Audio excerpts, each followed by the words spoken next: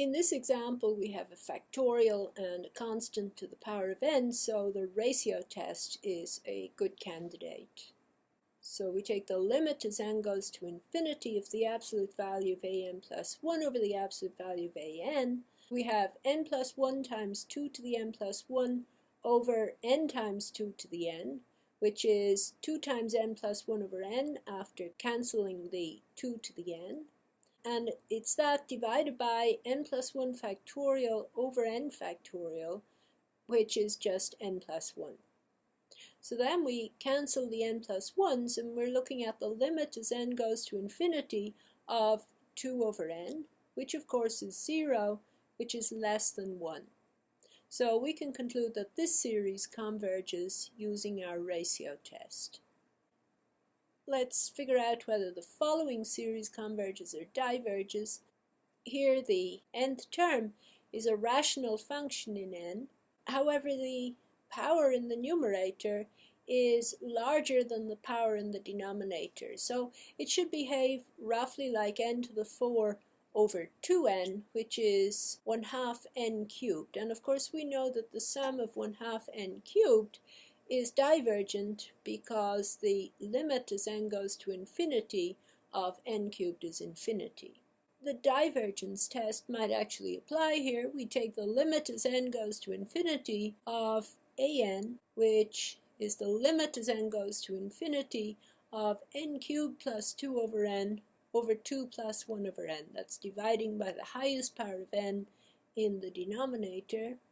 And of course we see that that limit is infinity, which is non-zero, so this series diverges by the divergence test.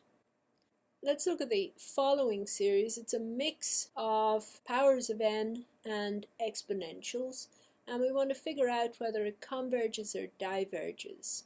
Now, as n goes to infinity, the exponentials overshadow the powers of n here, so this series behaves more and more like e to the n over 10 to the n. And we might use the limit comparison test and compare this series to the geometric series, the sum of e to the n over 10 to the n, which of course is a convergent series because it's the sum of r to the n, where r is e over 10, which is less than 1.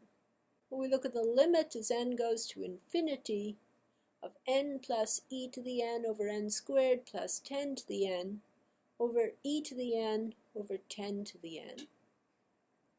And that's equal to the limit as n goes to infinity of n over e to the n plus 1 over n squared over 10 to the n plus 1. As n goes to infinity, we can see using L'Hopital's rule that n over e to the n goes to 0, and n squared over 10 to the n goes to 0. So this limit is equal to 1, and as long as that limit gives us a constant which is greater than 0, then we can conclude that both series do the same thing, which in this case is convergent. Lastly, let's look at the sum of n over n plus 1 to the n squared. Here the nth term is not an nth power of a function of n, but an n squared power of a function of n. But nevertheless, our nth root test might apply. So let's try it. We look at the limit as n goes to infinity of the nth root of the absolute value of a to the n. And so that's the limit as n goes to infinity of n over n plus 2 to the power of n squared to the power of 1 over n. And of course that's just the limit as n goes to infinity of n over n plus 2 to the power of n. And we can calculate that limit using L'Hopital's rule. We convert to x's, and it's equal to the limit as x goes to infinity of e to the x times the natural log of x over x plus 2. And of course the limit as x goes to infinity of x times the natural log of x over x plus 2 is the limit as x goes to infinity of the natural log of x over x plus 2 over 1 over x. And using L'Hopital's rule, we find that that limit is -2. So the limit as n goes to infinity of the nth root of the absolute value of a sub n is equal to e to the minus 2, which is 1 over e squared, which is less than 1. And therefore, by the nth root test, we can conclude that this series converges.